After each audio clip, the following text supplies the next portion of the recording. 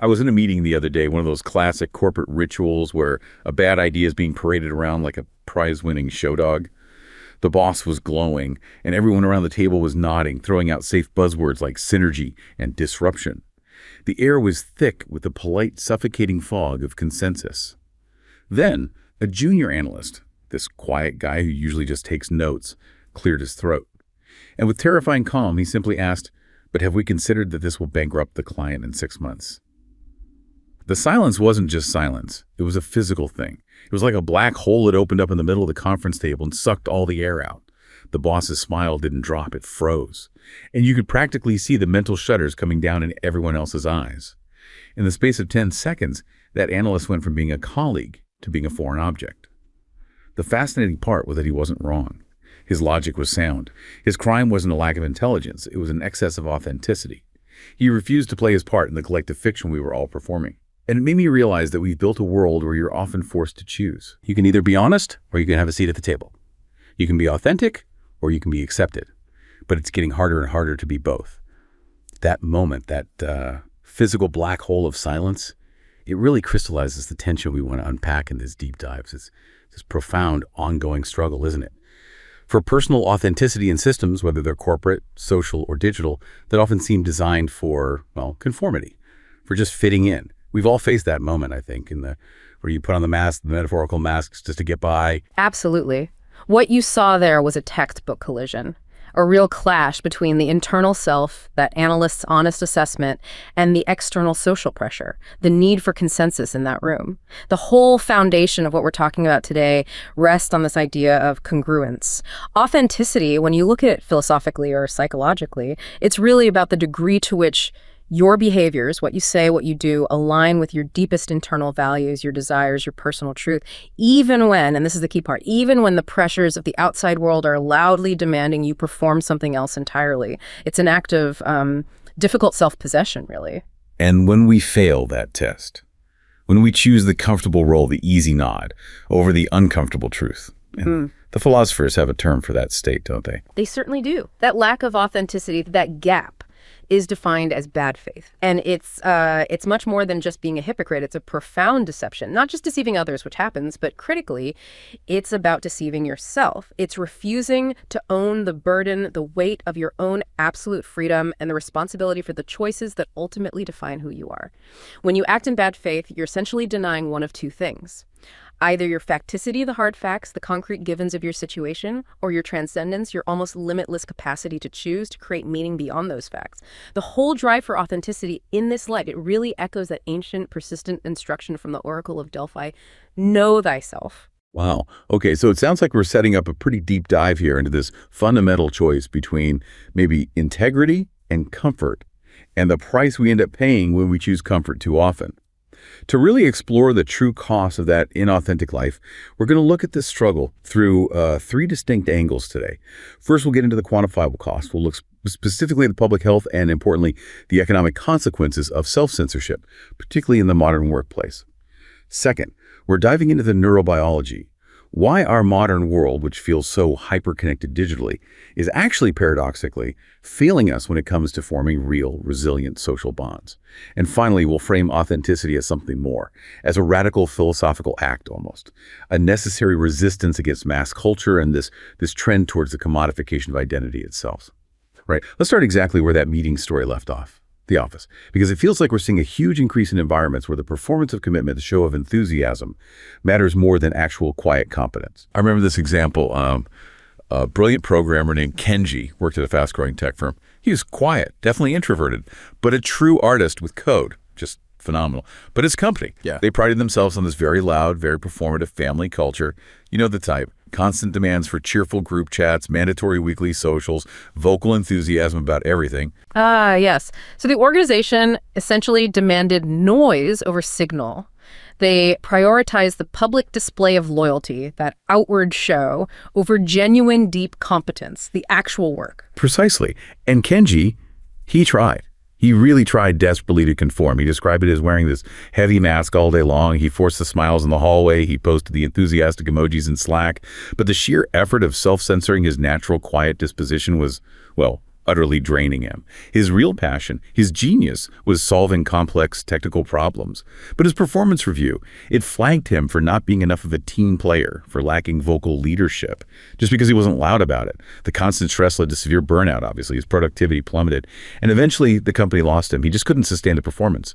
The organization basically forced out an incredibly valuable and intellectually gifted employee because they prioritized this tragically narrow definition of what a personality should look like. And this story, Kenji's story, is precisely where we need to shift the conversation. This isn't just a subjective feelings issue, about someone being unhappy at work. It has hard economic and public health consequences. When workplaces demand this kind of behavioral performance, when they foster what amounts to social censorship, because employees are genuinely afraid of losing their jobs, being publicly shamed, or just getting labeled as a bad cultural fit for daring to express a contrary opinion or even just a different style, it creates these environments of chronic anxiety, persistent stress, and critically, hypervigilance. Hypervigilance. It sounds utterly exhausting. That's that feeling of constantly screening your own thoughts before they even become words, isn't it?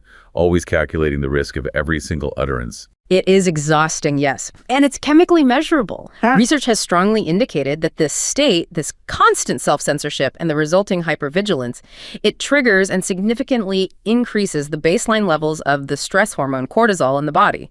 And when cortisol levels remain high and sustained over time, it contributes directly to higher rates of anxiety, burnout, and even clinical depression among employees. This isn't just about individual misery, though that's bad enough. It has a massive, quantifiable organizational toll. It costs companies billions globally in increased healthcare expenditures, absenteeism, lost productivity, and employee turnover. Okay, but hang on a second. I feel like I need to push back on this just a little. Is conformity always inherently negative?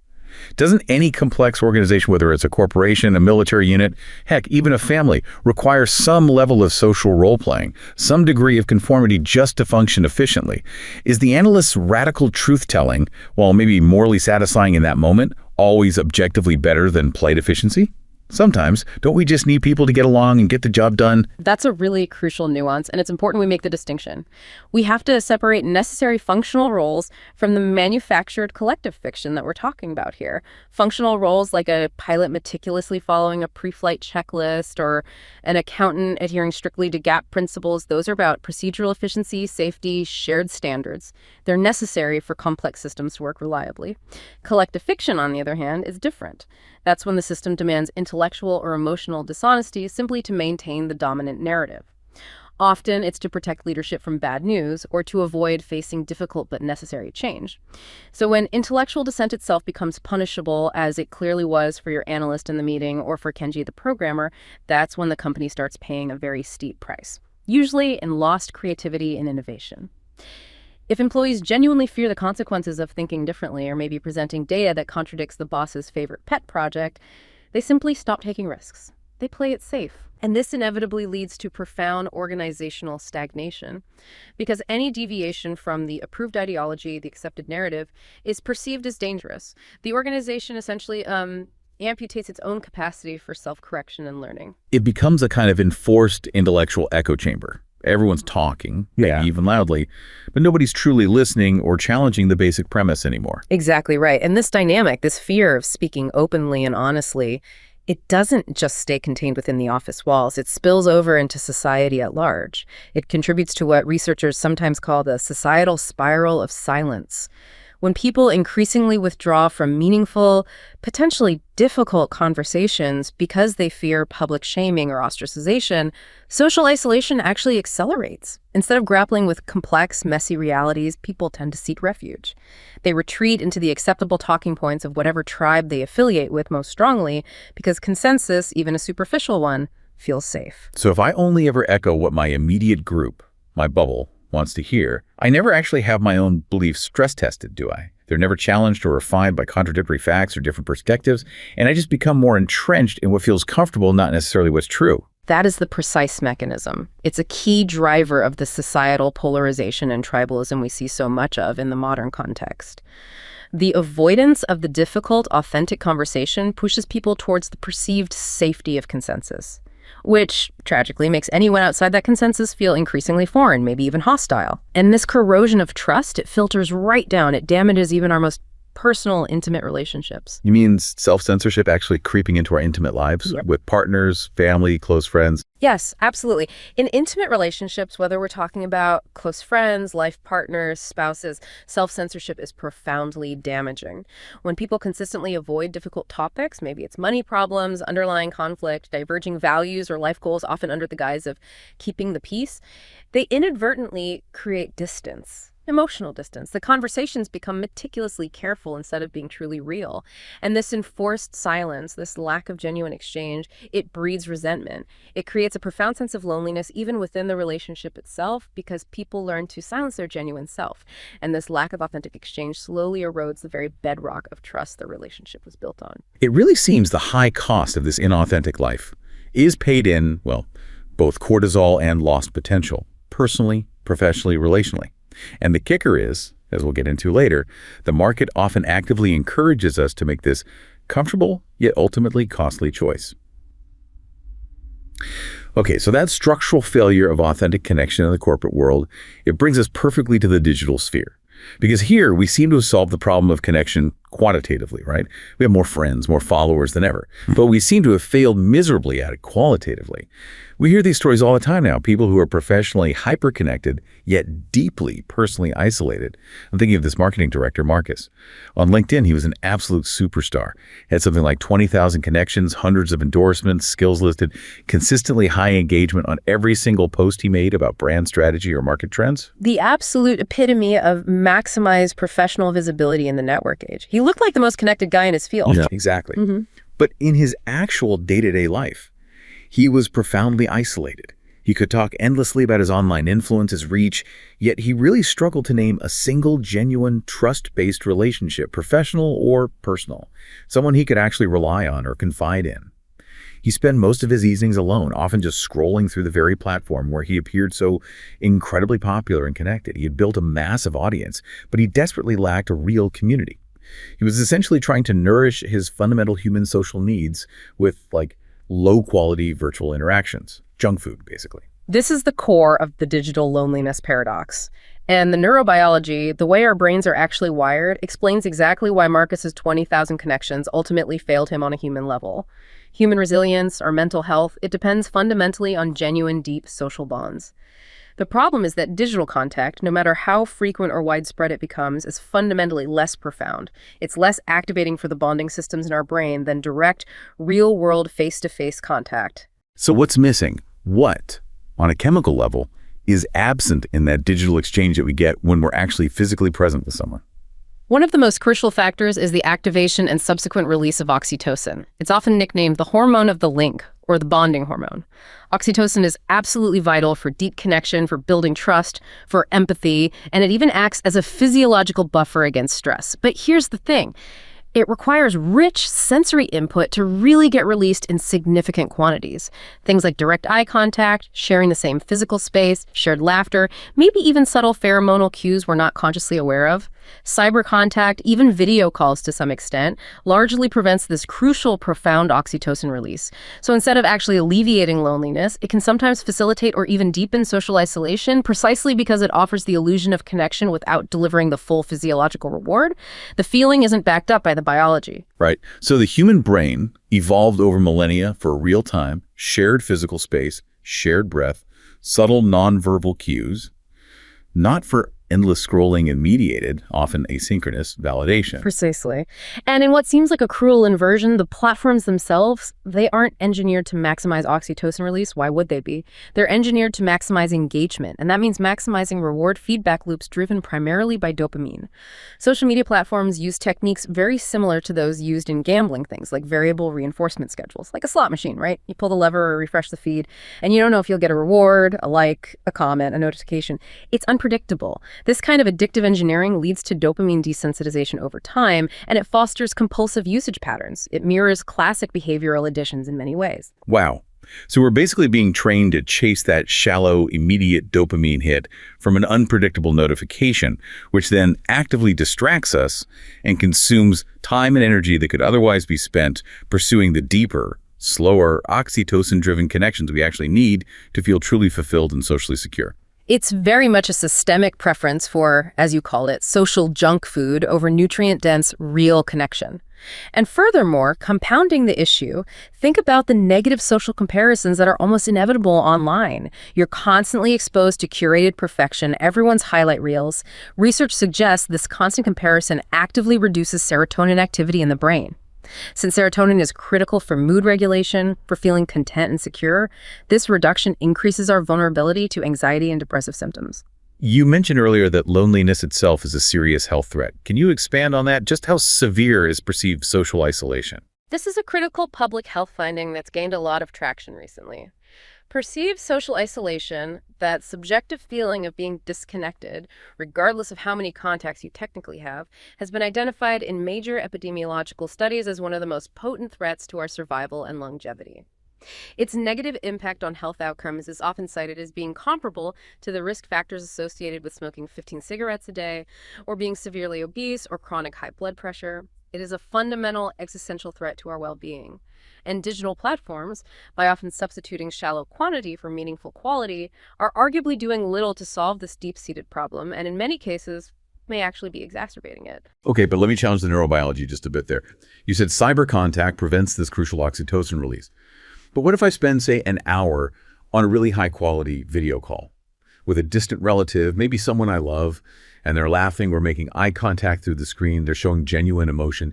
Is that truly no better physiologically than just sending a text message? Is the mechanism purely about physical proximity, or is there maybe a threshold, a point where enough visual and auditory cues can cross that barrier? That's a really thoughtful question, and it's true the science is always being refined, especially with newer technologies. A high-quality synchronous video chat is absolutely superior to asynchronous text or email, no question. Because it does activate mirror neurons, it allows for the real-time processing of subtle facial expressions and vocal intonation, which are vital for empathy, understanding, and building trust. However, the current understanding is that the profound, deep relaxation, the sense of safety, and the trust required for a full flood of oxytocin release still seems to be maximized by physical co-presence. There's something about sharing the same actual space, maybe shared touch, smell, the subconscious processing of microexpressions, the complete sense of vulnerability and safety that occurs when you're physically together that current technology doesn't fully replicate.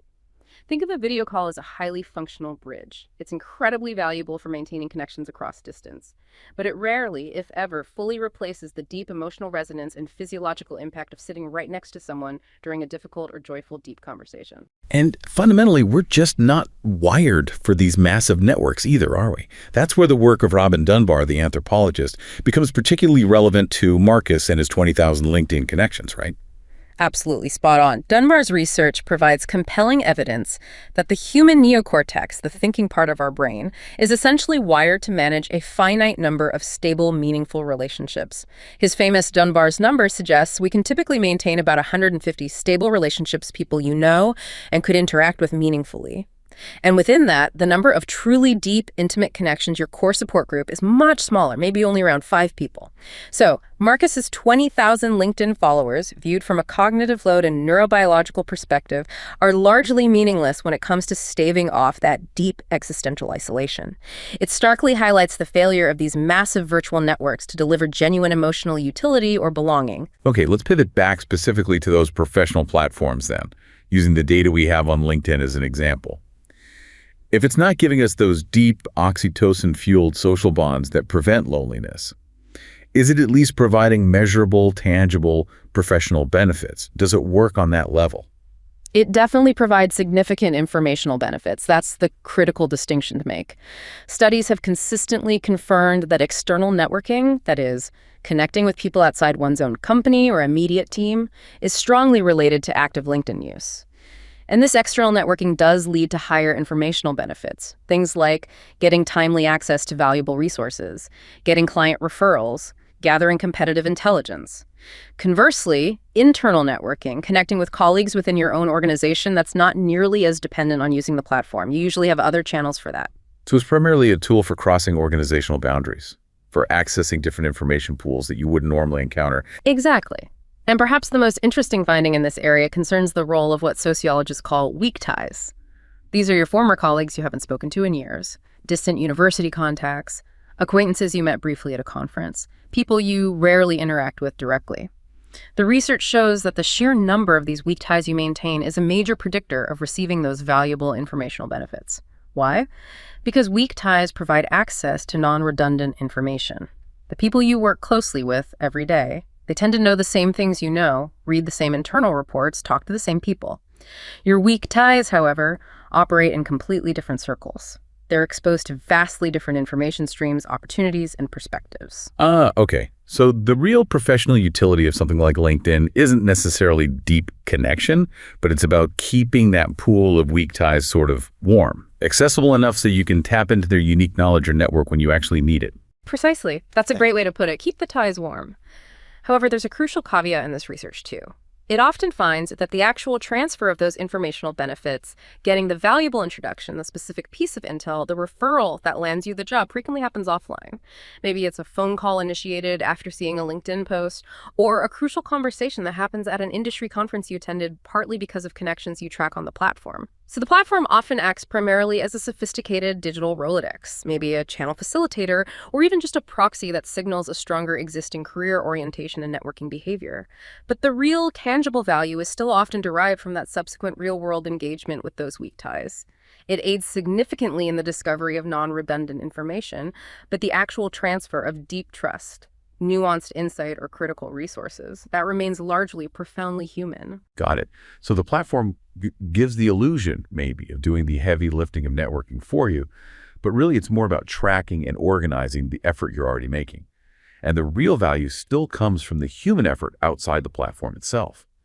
We use it to manage our contacts, but the contact itself, the real interaction, has to be genuine to yield the most significant results. Okay, so we've traced this struggle for authenticity for the pressures of the corporate boardroom through the surprising neurological costs of our digital lives. Now, let's really try to frame this the choice to be authentic, even when it comes with a social or professional cost, as something deeper, like a profound philosophical act, almost an act of resistance. Let's think about Sophia's story. She described feeling like she was living inside this modern urban bubble, constantly being fed this perfectly curated reality by media, by her peers, by influencers online. It dictated everything. The right kind of expensive coffee to drink, the right brand of sustainable clothing to wear, the prestigious, approved career path to follow. She had this dawning realization that her own identity had somehow been commodified, turned into a product that she felt she had to constantly market or perform for others. That feeling, that sense of existential commodification where your very self feels like another consumer good, that's arguably a defining tension of the modern experience for many people. The deep dread she felt likely came from realizing that her sense of self was becoming defined almost entirely by these external consumable markers, which ultimately left her feeling profoundly hollow and disconnected from herself. And her choice, what she did about it, was pretty radical by today's standards. She deleted all her public-facing social media profiles, Instagram, Facebook, the lot. She quit her high-pressure, prestigious job in marketing, and she committed herself instead to learning a slow, imperfect, traditional handcraft, something tangible. Predictably, her immediate circle of casual friends shrank quite dramatically. But she said the connections that remained, they became immensely deeper, more real, more durable. She essentially stopped performing for an anonymous audience and started living for herself. Sophia's choice is a powerful contemporary example of what existentialist philosophers were urging us towards. The intellectual foundation for really understanding this tension, this pull between conformity and authenticity, lies deep in the work of thinkers like Heidegger and Sartre. They wrestled intensely with the fundamental nature of human existence, what Heidegger called dissent, simply being there in the world. Okay, let's unpack Heidegger's perspective first. How did he see the roots of inauthenticity? Where does it come from? For Heidegger, the human being, Dasein, is fundamentally a being who is thrown, his term was Geworfenheit, into an absurd material world that we didn't create or choose. We arrive mid-story, so to speak, without any inherent preordained values or meaning stamped onto us. Our existence, for Heidegger, is this continuous field of possibility that always precedes any fixed essence or definition of who we are. We're born into a reality that's already thick with the definitions and expectations of others. And the inauthentic life, for Heidegger, is the life that gets lost, gets absorbed into what he called the they-life world, Das Man in German. The they-life world. That sounds like more than just being stuck in a crowd of people, right? It feels more systemic, more pervasive than that. Oh, it's much broader, much more insidious than just a physical crowd. The they is the impersonal dictatorship of common sense, of public opinion. It's embodied in those undefined, ubiquitous phrases like, nobody does that, or everybody knows, or they say you should. It dictates, often subtly, how one ought to act, think, and feel in almost every situation. It represents the structure of standardized expectations, the right way to grieve a loss, the appropriate career trajectory to pursue, the expected reaction to the daily news cycle. The inauthentic life constantly seeks validation from this amorphous public opinion. It lives off hearsay, secondhand beliefs, and allows this vague, undefined they to dictate its course of action. And this, Heidegger argued, inevitably leads to delusion. It makes the individual live below their own unique possibilities, always measuring themselves against the generic standard. And it creates a profound sense of self-alienation, that hollowness that Sophia felt so acutely. So based on Heidegger, authenticity isn't really about finding some static, fixed, true self that's hidden away somewhere inside us, waiting to be discovered. Absolutely not. That's a common misconception. For Heidegger, authenticity is a strenuous, ongoing, continuous act of self-retrieval. It's the constant active choice to bring oneself back to itself from its lostness in they life world. It involves the constant affirmation of yourself not as a fixed entity, but as a being of possibility. And crucially, it involves the commitment to taking full responsibility for your choices, standing true to what you define as right or meaningful, even, and perhaps especially, if it means standing alone against the tide of day. The authentic self accepts the often uncomfortable burden of freedom and resolutely refuses to invent excuses or blame circumstances. The burden of freedom, that phrase immediately makes me think of Sartre and his concept of bad faith. How does that connect? It connects directly. For Sartre, our absolute freedom is the fundamental condition of human existence. But experiencing this freedom directly is often a vertiginous experience, dizzying, terrifying. It's the stark realization that we are fundamentally, radically responsible for everything we choose to do or not do. Because in Sartre's atheistic view, there's no God, no external authority, no pre-written script to validate our choices or tell us the right way to live. We must create our own meaning from scratch. And this level of radical responsibility, this condemnation to be free, is so profoundly challenging, so unpleasant for many, that people actively choose an inauthentic life. They choose bad faith as a way to escape the anxiety, the vertigo that comes with acknowledging their total freedom. How does that refusal, that choice of bad faith, actually manifest itself in practice? What does it look like? Bad faith, for Sartre, typically involves a denial of one of two aspects of our being. Either our facticity, the concrete facts of our situation, our past, our body, our environment, or our transcendence, our boundless capacity to choose, to project ourselves into the future, to define ourselves through action. So if I'm a waiter, and I define myself solely and completely by that role, I am the waiter, full stop denying any possibility of leaving that role or being anything else, I'm acting in bad faith by clinging only to my facticity and denying my transcendence. Conversely, if I'm perhaps a chronic liar and I constantly deny the facticity of my past actions, claiming I'm a completely new, untainted person every single moment, free from consequences, that's also bad faith, denying the weight of my past choices. Even the failure to make a definitive choice, to commit to a course of action, is itself a choice, the choice of drifting into an inauthentic existence. It sounds like Kierkegaard, writing decades earlier, was grappling with very similar societal pressures, especially when he wrote about the public or the crowd. He absolutely was, yes. Kierkegaard saw personal authenticity primarily as an individual, passionate battle against the moral compromises, the complacency, and the intellectual laziness he saw as inherent in bourgeois conformist society. He viewed mass culture, the rise of the popular press in his day, as a dangerous tool for social leveling. A force that systematically diminished genuine personal individuality, pushing everyone towards a bland, unthinking acceptability by providing them with ready-made, pre-constructed beliefs and opinions. For Kierkegaard, achieving authenticity required the individual to courageously face reality, often a harsh reality, as a singular individual before God, in his framework, and to choose to live passionately according to the difficult facts of existence, rather than impassively accepting the comfortable narratives peddled by the crowd. And then Nietzsche seems to elevate this philosophical choice even further, almost demanding that we look beyond conventional morality altogether to find authenticity. Yes, Nietzsche takes it a step further into potentially more radical territory. For Nietzsche, truly authentic living requires elevating oneself above what he dismissively called the herding animal morality of the mass culture. This conventional morality, he argued, is based on consensus, safety, weakness, and often a deep-seated resentment of the exceptional, powerful individual.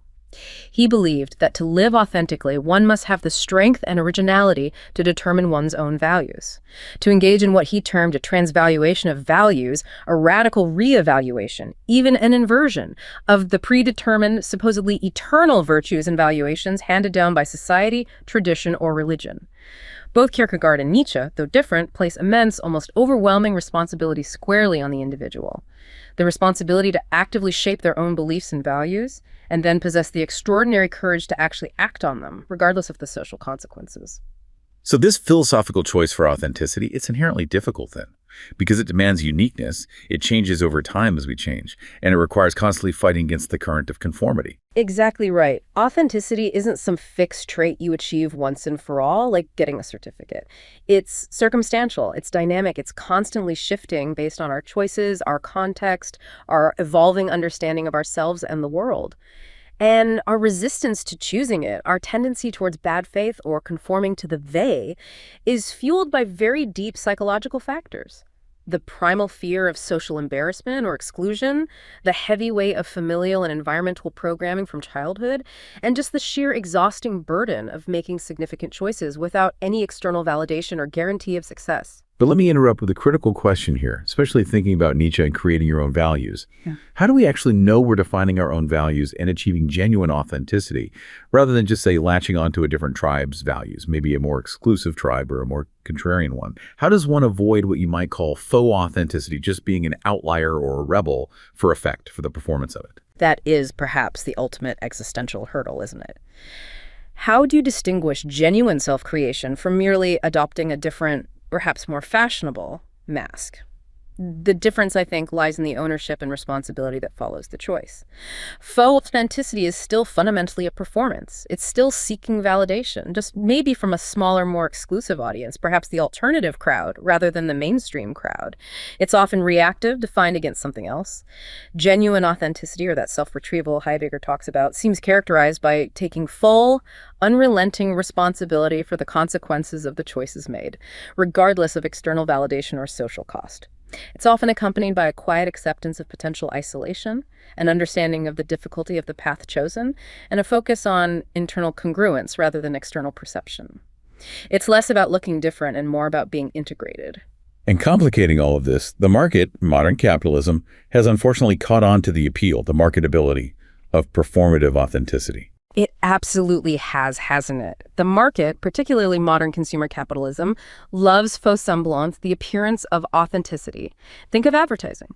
The carefully crafted real people stories, the brands selling individuality through mass-produced goods, the curated vulnerability online. Fake smiles, filtered happiness, the performance of curated self-expression, these are highly effective marketing tools. Genuine, messy, unpredictable authenticity is often fundamentally incompatible with the business model, which generally prefers standardization, predictability, and scalability. This tragically forces many people into that position we discussed earlier, having to essentially sell their authenticity to pay the rent. It's a stark illustration of economic pressure driving bad faith on a massive scale. You see estimates that a significant majority, maybe 70–80% of professionals report regularly self-censoring at work, hiding their true opinions or personalities just to fit in and be accepted. By choosing the path of authenticity, you often knowingly invite social friction, even exclusion, because the majority, arguably, often prefers the comfortable servitude of predefined social roles, what the sociologist Bourdieu called habitus, over what Dostoevsky termed the terrifying burden of freedom. The truly authentic person, whether it's Sophia choosing her slow craft or the analyst speaking truth in the meeting, often has to accept that they might be in the minority. They accept the potential necessity of being perceived as the extraterrestrial, the weirdo, or the difficult one in the eyes of the comfortable majority. It sounds like the trade-off is clear. Better a small, genuine circle of deep connections than a vast, exhausting, ultimately plastic audience. The cost of authenticity can be high in terms of social ease, but the reward is perhaps self-possession, integrity. Indeed. As philosophers like Nietzsche forcefully remind us, choosing an authentic life often means determining your own values and then having the fortitude to endure the cost of living by them, even if that means passing up the comfortable servitude offered by the crowd. So we started this deep dive with that stark choice playing out in a meeting room, honesty versus acceptance. We then mapped the very real psychological and economic tool of choosing conformity, measured in cortisol levels and lost innovation. And finally, we located the immense philosophical weight behind the choice for authenticity, framing it as this strenuous, continuous act of self-retrieval from the pervasive dictatorship of the they. And the essential tension, it seems, remains the defining challenge of our particular era. We find ourselves desperately seeking genuine connections, those deep, trust-based bonds fueled by oxytocin, yet we're immersed in a mediated digital world that is simultaneously driven by commercial imperatives and performative, dopamine-fueled expectations that often pull us in the opposite direction. Being authentic, at the end of the day, isn't about achieving some static, perfect state of self.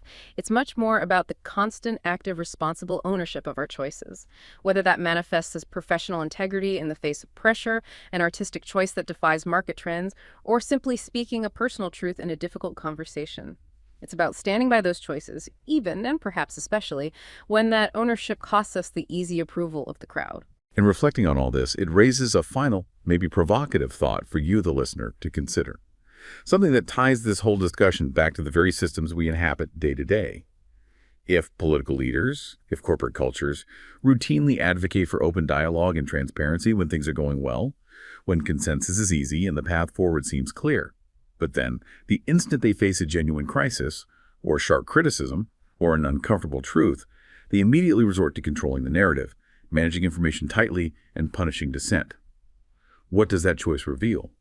That sudden, often seismic shift from apparent openness to rigid control, what does that tell us about the underlying authenticity, or perhaps the profound lack thereof, in the entire system we inhabit? Could it be that the system itself, in many ways, operates in a perpetual state of bad faith?